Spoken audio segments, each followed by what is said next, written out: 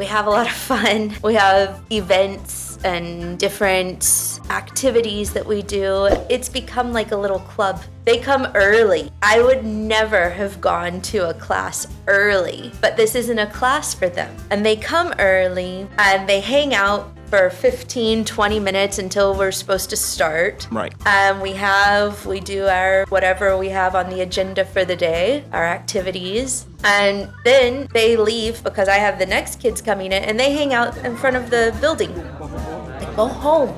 Go home. Just awesome. I can say, 谢谢, thank you. Ni hao is hello. And I can say, 新年快乐. Hola, me llamo Lizzy y soy profesora y empresaria. I would have never had an interest in teaching Spanish had it not been for going to Mexico. In your language gym, what is cardio? What is muscular workout? What type of equipment do you have there? Yeah, so we're divided. It's a big space. Right. So we have divided our space into different places for languages. In terms of cardio and working your big muscles, I would call that our conversation sessions. Right. Because that's what you're going to do to really get your strength, is speaking and practicing and coming every day or 3 days a week, however you choose. But really just focusing on improving your communication, improving your fluency. That would be like what I would say is the cardio behind it. And then obviously if you want to fine-tune your abs or then you would do our academy, which really focuses more on specific needs, on improving your grammar, and I'm really just tries to push you to a higher level of your language learning journey. Well, that's interesting. Okay. Moving forward, life skills versus interaction. Let's try the life skills one. Okay. Here's the question. How do you incorporate life skills and real-world applications into your language teaching? I think they have to go hand in hand. I don't see how you can easily teach a foreign language or easily teach a language without somehow understanding why it's helpful. I would have never had an interest in teaching Spanish had it not been for going to Mexico for that week. Right.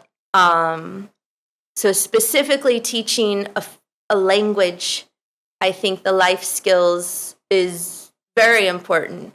Now for kids, they don't have the experience, so they don't get it as much. The adults, we have more life skills, we have more experience in our life, and so we are able to relate it to things that we know and that we've experienced. Now, using my life skills for teaching, like I said before, I want to express the importance of speaking more than one language. Right. Because I have been in places where I can't speak anything and I can't read anything and I don't understand anything. China, for example, I went to China and I was totally lost because there's no similarities. Right. And it's like being in a completely different world because I couldn't communicate.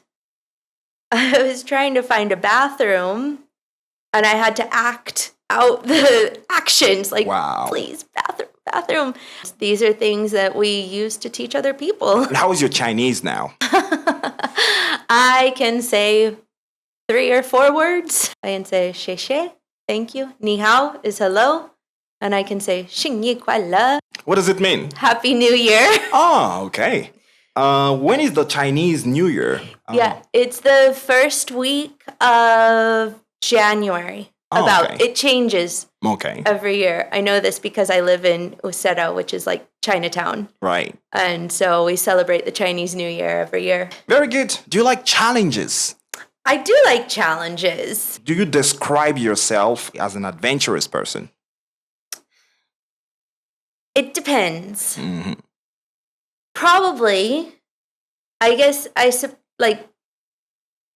don't think that I would say I'm adventurous. I'm not going to do like a lot of adventure sports, probably. Right. But I like to be adventurous in my choices in life, maybe. I don't think. I mean, everybody at home says, "How could you move so far away? To a different country?" And that's so difficult. For me, it was exciting. Of course, it was difficult too, but the excitement outweighed the hard parts. Right. One of my goals is to go skydiving, so that's pretty adventurous. Not for me. I'm scared of heights. I'm scared of depth. I don't want to go scuba diving. No, that's not something I would do. But for some reason, I feel like I could jump out of an airplane. Wow. But I like to try new things. Yeah. And I think we all need to try new things. One way to overcome a fear is actually facing it and doing the thing. Yep. That's how I found myself taking my first and last roller coaster ride.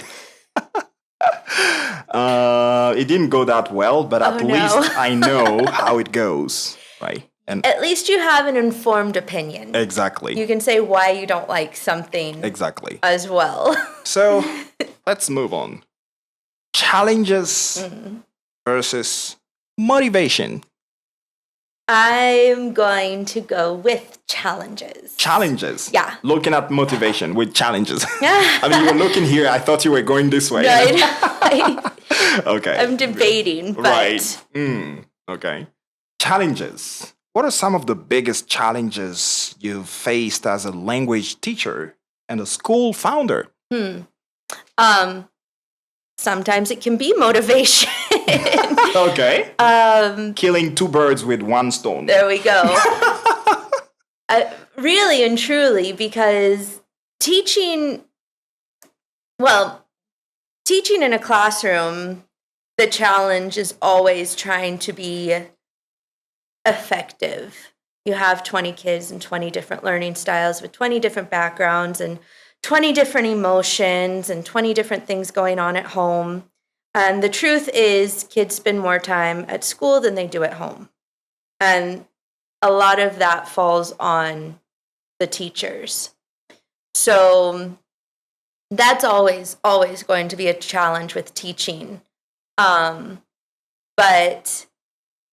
going from becoming a teacher to a business owner has had its own real set of challenges personally for me, because I'm doing something completely new. We're going into our 4th year. In September will be our 4th year of being open.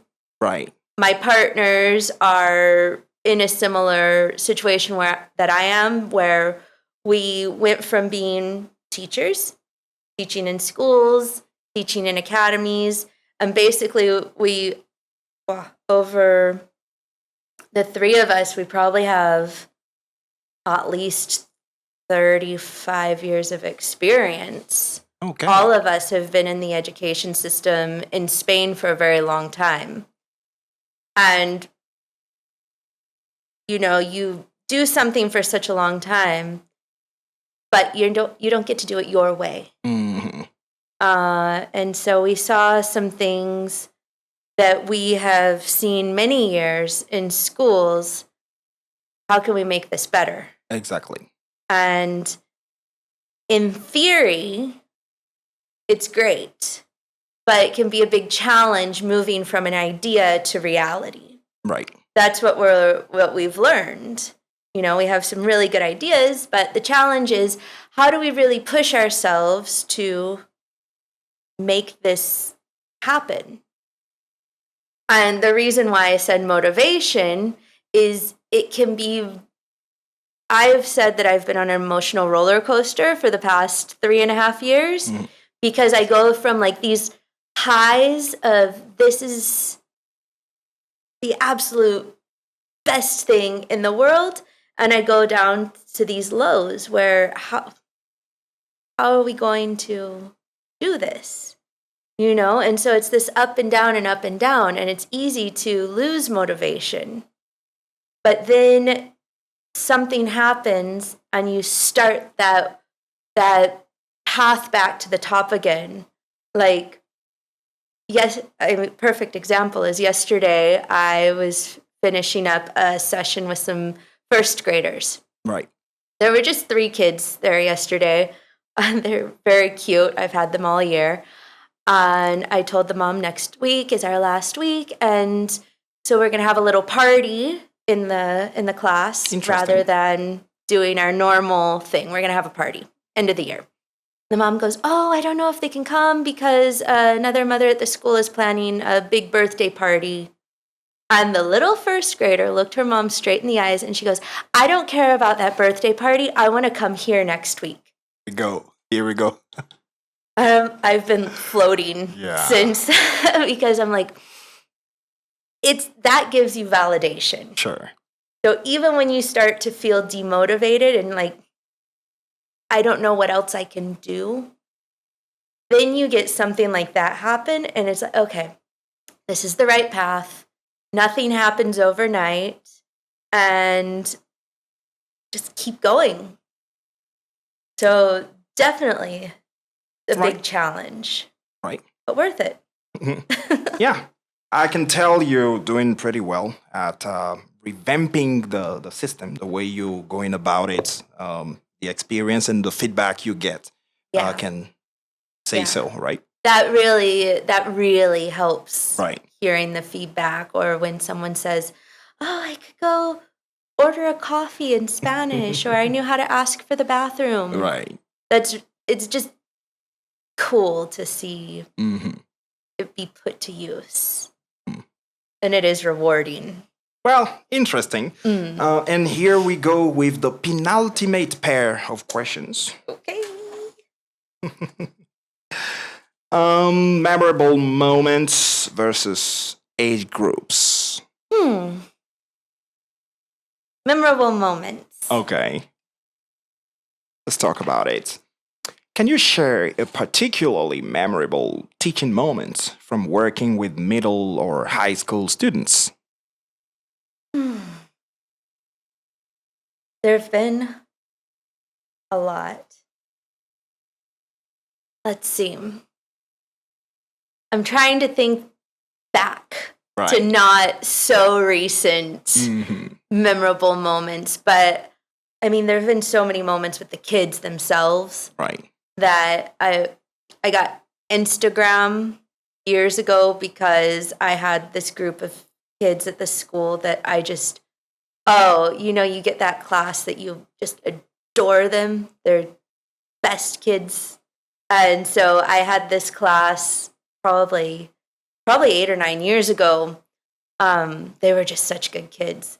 And some of them said, "Well, how can we keep in touch after school?" Now, in the United States, this is never something that you would really do, I don't think. But here, the teachers have a little bit different relationship with the kids in a way that it's not so distant. You really get to know these kids. So anyway, they asked if I had Instagram, and I said, "No, I don't know." I knew what it was, but I did not have it. Right. And so some of the kids helped me set up an Instagram account, and I still follow them on this account, and they're like 22, 23 years old now. They're graduating from university, and it's very cool just to see that.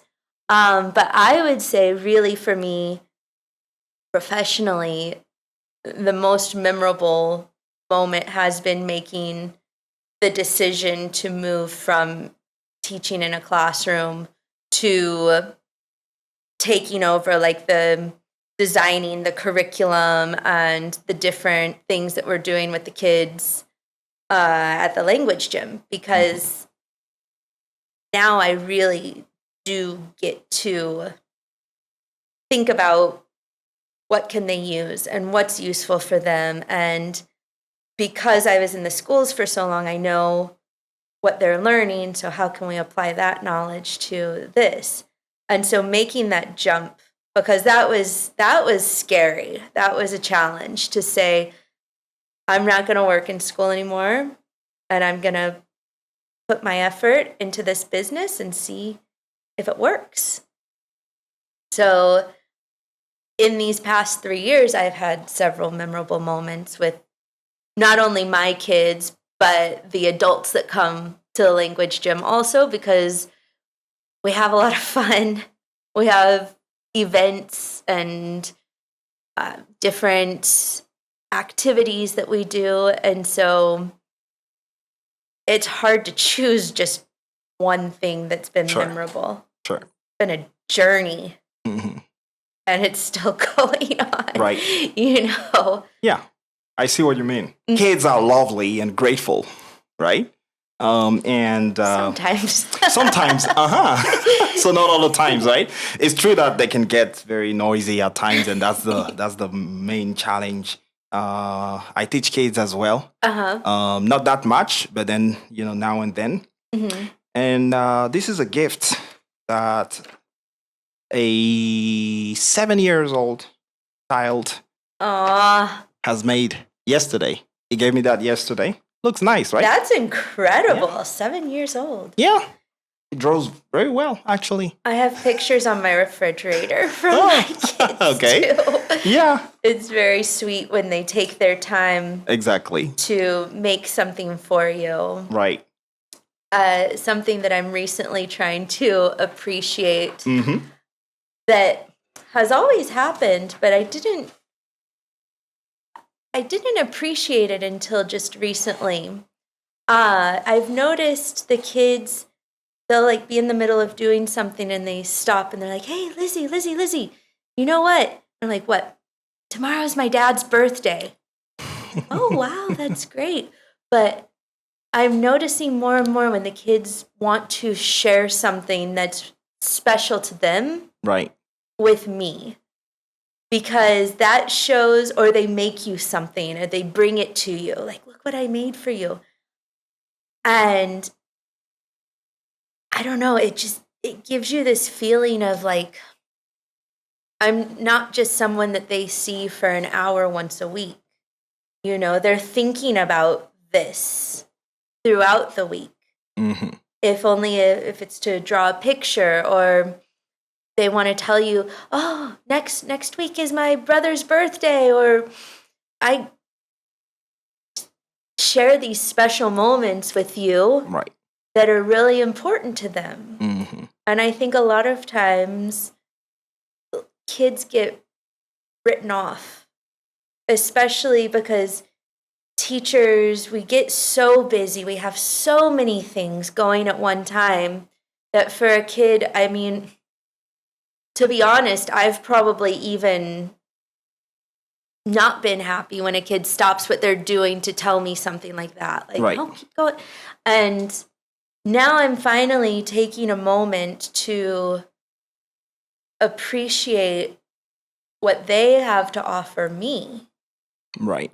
I can learn a lot from, just not thinking so much about what I want to do or what I want them to do or them to learn, but really just making it something that's special. Yeah.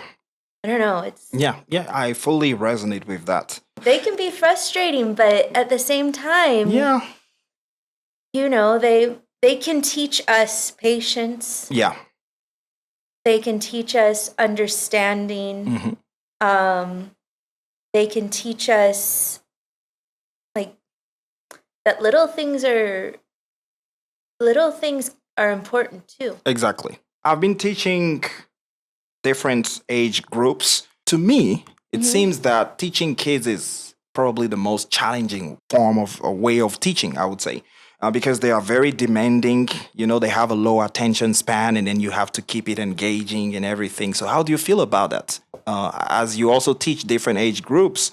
Yeah, absolutely. I mean, I taught ESO for the majority of my time here, and now I'm with all ages from 4 years old to 17 years old. Right.